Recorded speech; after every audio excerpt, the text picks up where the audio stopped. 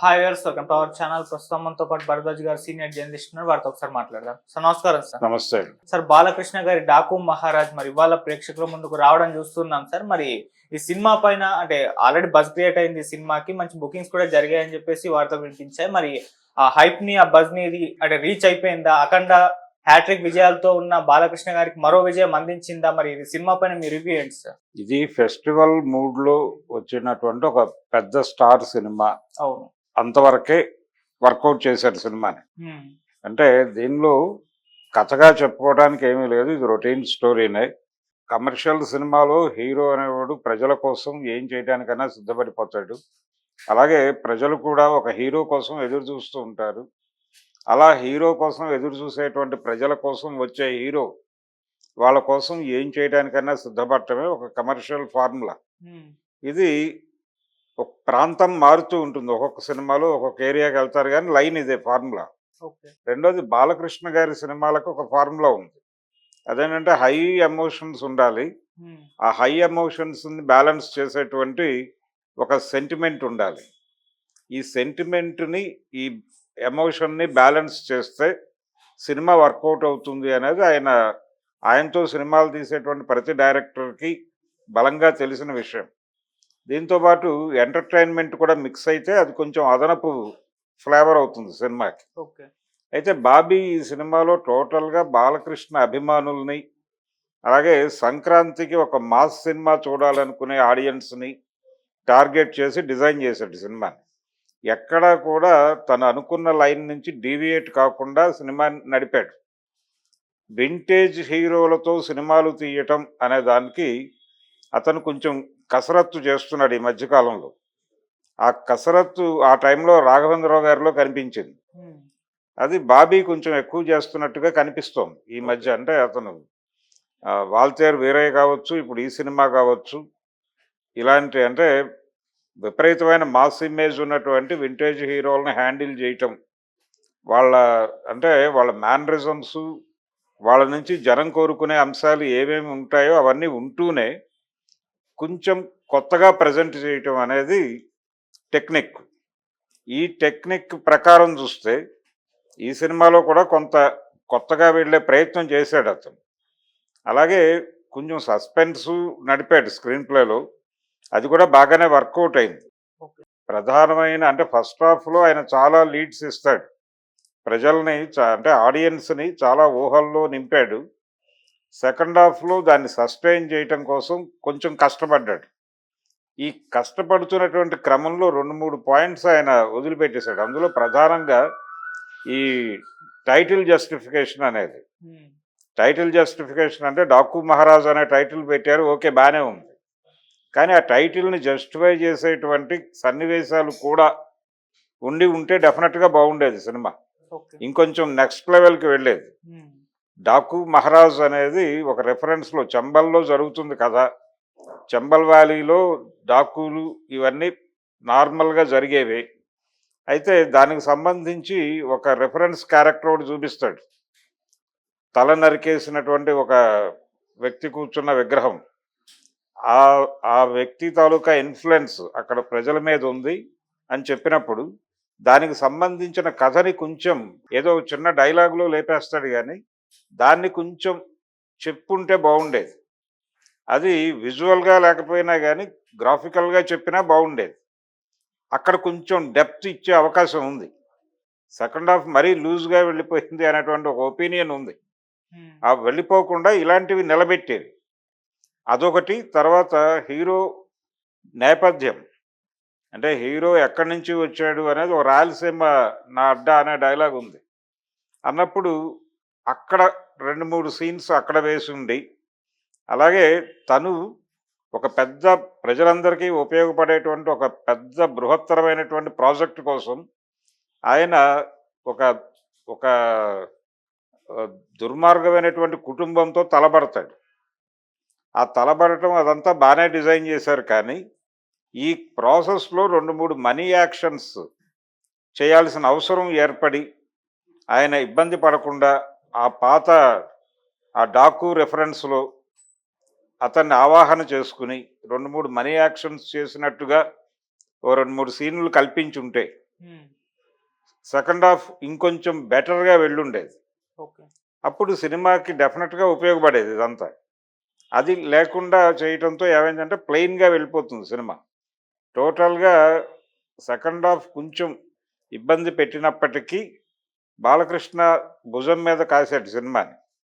Balakrishna image మీద అలాగే elevations మీద నడుస్తుంది. ఇంకొక బెటర్ ఏంటంటే ఈ సినిమాలో ప్రధానంగా 3 మహిళా పాత్రలు కనిపిస్తాయి. 'ఊర్వశి రౌతాలాది' ఏదో ఐటెమ్ సాంగ్ అన్నారు గానీ కాదు, సినిమాలో క్యారెక్టర్ ఉంది. గౌరవప్రదమైన పాత్ర ఇచ్చారు తనకి. అవును. అలాగే ప్రజ్ఞా జైస్వాల్ క్యారెక్టర్ కూడా అంటే కొంచెం వ్యక్తిత్వంతో మసలేటువంటి హీరోయిన్‌గా కనిపించింది సినిమాలో ఆ క్యారెక్టర్. తర్వాత శ్రద్ధా శ్రీనాథ్ తన క్యారెక్టర్ కూడా వ్యక్తిత్వంతో ఉండేటువంటి పాత్రే. 3 మహిళా పాత్రలు కూడా వ్యక్తిత్వంతో ఉండే టైప్‌లో డిజైన్ చేయటం అనేది బావుంది.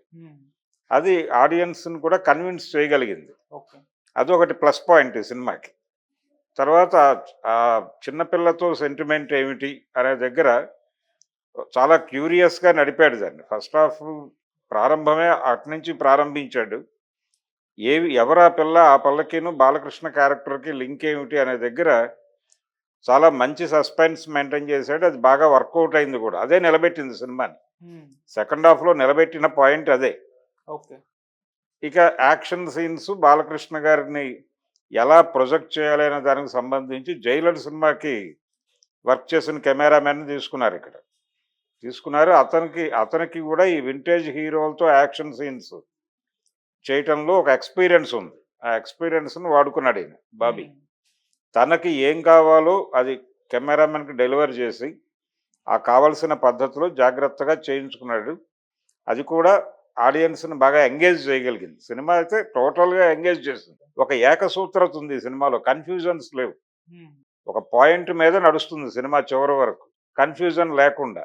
అది బావుంది. జనాల్ని ఇబ్బంది పెట్టలేదు. ఏవో రకరకాల లైన్స్ పట్టుకొచ్చి వాటన్నిటిని మిక్స్ చేసి ఆడియన్స్‌ని కన్‌ఫ్యూజన్‌లో పెట్టి ఆ గోల లేదు. తర్వాత మ్యూజికల్‌గా కూడా తమన్ మంచి బ్యాక్‌గ్రౌండ్ స్కోర్ ఇచ్చారు ఈ సినిమాకి. సాంగ్స్ కూడా బాలకృష్ణ పాటలు ఎలా ఉంటాయో అలాగే చేశాడు. అలా కాంట్రోవర్షియల్ సాంగ్ ఒకటుంది ఫస్ట్ హాఫ్‌లో వచ్చే 'దబిడి దిబిడి' పాట. అది రకరకాల కాంట్రోవర్సీస్ ఉన్నాయి గానీ, సినిమాలో అది పెద్ద ఎబ్బెట్టుగా అయితే అనిపించలేదు. ఇలాంటి పాటలు వింటేజ్ హీరోల మీద వర్కౌట్ అవుతాయి. జనం దాన్ని ముచ్చటగానే చూస్తారు అనేది ఆల్రెడీ ఎన్టీఆర్ 'ఎదురులేని మనిషి', 'అడవిరాముడు', 'యమగోళ' సినిమాలతో ప్రూవ్ చేశాడు. ఓకే. సో, అదే ముచ్చటని ఇప్పుడు కొడుకు మీద నడిపేటువంటి ప్రయత్నం చేస్తున్నారు. అందులో భాగంగానే ఈ పాటలు డిజైన్ చేశారు. అది కూడా పెద్దగా ఎబ్బెట్టుగా అనిపించలేదు. అలాగే చిన్నపిల్ల మీద నడిచే పాట అది బాగా ఆకట్టుకుంది జనాల్ని. పర్టికులర్‌గా ఆ పాపకి, బాలకృష్ణకి మధ్య నడిచే సన్నివేశాలన్నీ కూడా హుక్ చేసినాయి.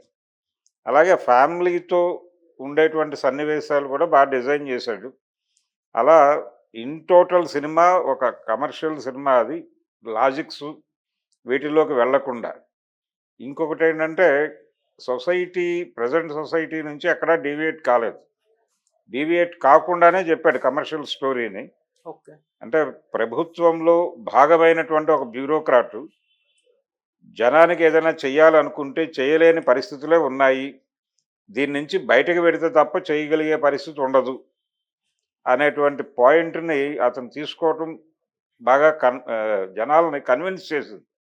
కన్విన్సింగ్‌గా ఉందది. ప్రెజెంట్ ప్రపంచం ఎలా ఉందో అలాగే ఉంది సినిమాలో. పెద్దగా తను ఇక్కడేదో డ్రామటైజ్ చేయాలనే ప్రయత్నం చేయలేదు స్క్రిప్ట్‌లో. అందుకని అది నడిచిపోయింది. అది పెద్ద జనాలకు హార్డ్‌గా అనిపించదు. అసలు డాకు అయినా ఏదైనా. కాకపోతే ఆ డాకు అని పెట్టారు కాబట్టి ఆ టైటిల్ జస్టిఫికేషన్‌కి 2, 3 కనీసం 2 మనీ యాక్షన్స్ పెట్టుంటే డెఫినెట్‌గా సినిమాని ఇంకొక లెవెల్‌కి తీసుకెళ్ళేవి ఆ సీన్స్. ఓకే. అలా రాయలసీమ నేపథ్యంలో ఒక సీన్ యేసుకున్న, అలాగే ఈ సిస్టర్ సెంటిమెంట్ ఒకటి సినిమాలో నడిచిందది. దానికి సంబంధించి ఒకే ఒక్క సన్నివేశాన్ని ఎలివేట్ చేశాడు. ఆ ఎలివేషన్‌ని ఇంకొంచెం డెప్త్‌తో వెళ్ళుంటే బాగుండేది. స్కీమ్ బావుంది.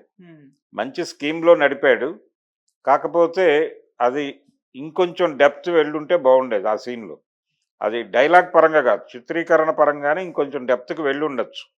ఓకే. ప్రజ్ఞా జైస్వాల్కి అలాగే శ్రద్ధా శ్రీనాథ్కి మధ్య జరిగేటువంటి ఒక సన్నివేశాన్ని ఇంకొంచెం డెప్త్కి వెళ్ళి తీసి ఉండొచ్చు. బోయపాటి చేస్తాడు అలాంటివి. అది అక్కడ కొంచెం ప్లెయిన్గా వెళ్ళటం, ఇలాంటివి కొంచెం రెక్టిఫై చేసుకుని ఉంటే సినిమా ఇంకా అద్భుతంగా ఉండేది. ఇది ఫెస్టివ్ సినిమా. పండగకి 2 రోజుల ముందు వచ్చినా కానీ స్టార్ ఇమేజ్ మీద సినిమాలు నడవాలి. ఉమ్. పండగ మూడు ఇప్పటి నుంచే మొదలవుతుంది. పండగ ఆడియన్స్ ఎప్పటి నుంచి వస్తారంటే థియేటర్కి పండగ సంక్రాంతి రోజు మధ్యాహ్నం నుంచి వస్తారు. కాబట్టి అది యాడెడ్ ఫ్లేవర్. అది కాకుండా ఈ రెండు రోజులు సస్టైన్ చేసేది అభిమానులు. అలాగే ఫస్ట్ డే సినిమా చూడాలనేటువంటి ఆతృత ఉన్న వాళ్ళందరూ వెళ్ళిపోతారు. స్టార్ సినిమా చూడాలి అనేటువంటి ఒక ప్రోగ్రాంలో భాగంగా వెళ్తారు. వెళ్ళినటువంటి ఆడియన్స్ నుంచి వచ్చేటువంటి మౌత్ టాక్ సంక్రాంతి ఆడియన్స్ని ప్రిపేర్ చేస్తుంది. అప్పుడు వాళ్ళు వెల్లువెత్తుతారు థియేటర్కి. అదొక 2-3 రోజులు నడుస్తుంది హడావిడి. ఓకే. అలా 1 వీక్ సెటప్ ఇది. స్టార్తో సంక్రాంతి సినిమా చేయటం వలన అడ్వాంటేజ్ ఏంటంటే 1 వీక్ కలెక్షన్స్ వస్తాయి. ఉమ్. అది ప్రాపర్గా వర్కౌట్ అవుతాయి. ఓకే. ఈ సినిమా ప్రాపర్గానే వర్కౌట్ అయింది. ఆడియన్స్ కూడా ఎంగేజ్ అయ్యారు. బయటకు వచ్చి పెద్దగా నెగిటివ్ స్టేట్మెంట్స్ ఏం లేవు, పాజిటివ్గానే ఉందంతా. ఉమ్. బాలకృష్ణ కూడా యాక్షన్ ఎపిసోడ్స్లో కూడా చాలా తను డూప్లు వ్యవహారము పెద్దగా విఎఫ్ఎక్స్ మీద కూడా భారీగా డిపెండ్ కాకుండానే నడిచింది సినిమా. అది కూడా కొంత ఊపిరి పీల్చుకునే పరిస్థితి కల్పించింది ఆడియన్స్కి. టోటల్గా మంచి వెల్ ప్యాక్డ్ మూవీ ఇది. 2-3 ఇబ్బందులు ఉన్నప్పటికీ వెల్ ప్యాక్డే. ఓకే. తను ఏమాత్రం డీవియేట్ అయినా ఆడియన్స్తో ఇబ్బంది అనేది తనకు తెలుసు. 2-3 ఈ జనరల్గా సెంటిమెంట్ని ఎమోషన్కి యాక్షన్కి బ్యాలెన్స్గా నిలబెట్టడంలో కొంచెం ఎక్కువ కాన్సన్ట్రేట్ చేశాడు. 2-3 చిన్నపిల్లల పాత్రలు ఉంటాయి సినిమాలో. వాటిని అవి ఆ ప్లేస్లో ఇంకేదైనా చేసుంటే బాగుండేది. ఆల్రెడీ ఒక పాప తాలూకా లైన్ ఉంది సినిమా త్రూఅవుట్. అలాంటప్పుడు ఆ ఏరియాలోనే ఇంకొంచెం శ్రద్ధ పెట్టే కంటే కూడా వేరే పద్ధతిలో ఇంకొంచెం ఎలివేట్ చేసే అంశాలను ఎంచుకుని ఉంటే, ఎలిమెంట్స్ని ఎంచుకుని ఉంటే ఇంకొక లెవెల్కి వెళ్ళేది cinema. Okay. In total better cinema అయ్యేది. ఈ సెలబ్రేషన్ మూడ్లో ఉమ్. సరదాగా వెళ్ళి ఒక రౌద్ర రసంలో బాలకృష్ణని చూడాలి అనేది పండగ మూడ్లో ఉన్న ఆడియన్స్ అనుకుంటారు. ఉమ్. ఆ రౌద్ర రస బాలకృష్ణ ఆవిష్కరణ చాలా బాగుంది ఈ సినిమాలో. రేటింగ్ ఎంత ఇస్తారు సార్? నేను 2.5 ఇస్తాను. గేమ్ చేంజర్ డాకు మహారాజ్ లో విన్నర్ డాకు మహారాజ్ అనుకోవచ్చు సార్ ఇప్పటి వరకు అయితే? ఇప్పటి వరకు అనుకోవచ్చు. ఉమ్. అయితే ఇంకొక సినిమా ఉంది కదా బ్యాలెన్స్, సంక్రాంతికి వస్తున్నాం. 14వ తారీఖు ఉన్నట్టుంది అది. ఉమ్. ఎల్లుండి అంటే 1 డే గ్యాప్లో వస్తున్నాయి 3 సినిమాలు. అవును.